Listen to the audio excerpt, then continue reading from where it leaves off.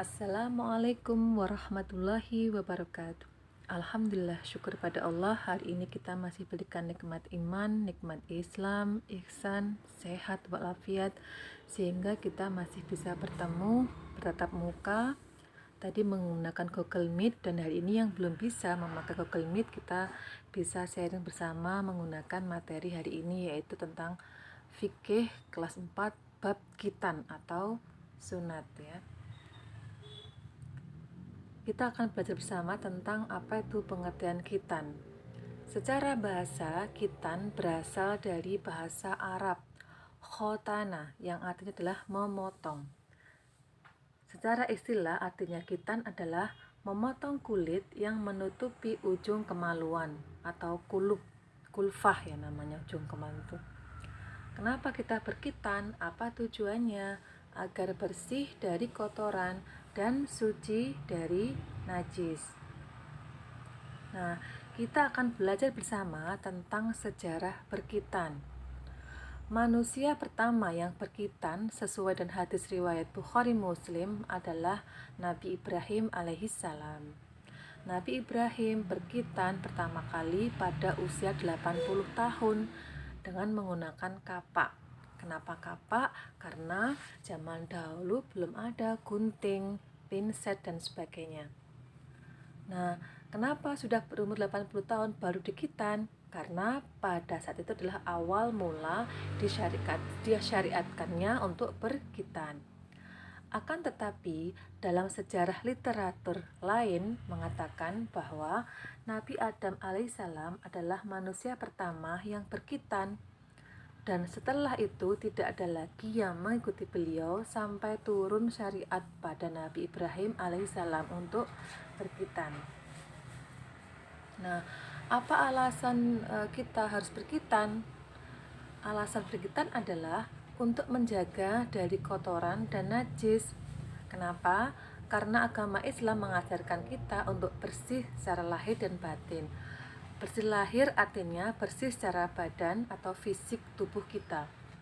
Seorang laki-laki yang belum dikhitan ketika dia buang air kecil atau pipis, maka akan meninggalkan najis atau bekas pipis yang akan menempel pada ujung kuluk, yang akibatnya ketika sholat bisa jadi tidak sah sholatnya karena ada najis yang tertinggal di sana.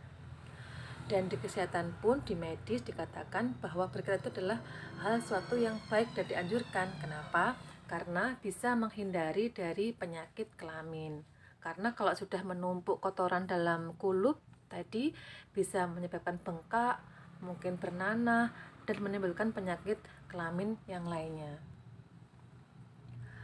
Ajaran berkhitan sesuai dengan ajaran Rasulullah SAW, yaitu ketika pada masa jahiliyah, bangsa Arab sebelum datangnya agama Islam sudah terbiasa berkhitan sebagai tradisi leluhur mereka mengikuti ajaran Nabi Ibrahim alaihissalam, dan itu juga diikuti oleh para nabi dan para rasul.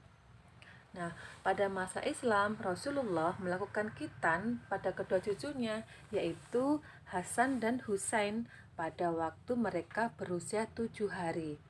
Sesuai dengan hadis riwayat Tabrani, mengatakan bahwa dari Jabir radhiyallahu anha bahwasanya Rasulullah SAW mengakikahi Hasan dan Husain dan mengkhitan keduanya pada hari ke-7. Nah, bagaimana dengan hukum khitan? Hukum khitan itu wajib bagi laki-laki. Adapun bagi perempuan ada dua pendapat, ada dua mazhab, yaitu ada yang menganjurkan dan mazhab lain ada yang tidak menganjurkan. Adapun bagi seorang mu'alaf, apa itu mu'alaf? Yaitu orang yang baru masuk Islam, maka wajib baginya untuk dikhitan berapapun umurnya, walaupun sudah dewasa ya, karena agar sempurna ketaatannya kepada Allah Subhanahu wa Ta'ala. Nah, ini adalah 5 sunnah fitrah atau amalan sunnah sesuai dengan hadis Rasulullah Bukhari Muslim untuk kesucian. Yang pertama adalah berkhitan, yang kedua mencukur bulu kemaluan, yang ketiga mencabut bulu ketiak, yang keempat memotong kuku, yang kelima mencukur kumis. Nah, sebagai seorang muslim, kita harus mengikuti ajaran Rasulullah, sunnah Rasulullah, dan menjadikan itu sebagai sebuah habit atau kebiasaan yang baik. Nah, anak-anakku semuanya, untuk tugas hari ini silahkan mengerjakan Ayo Berlatih modul, ada 5 soal, dan juga ayo lakukan.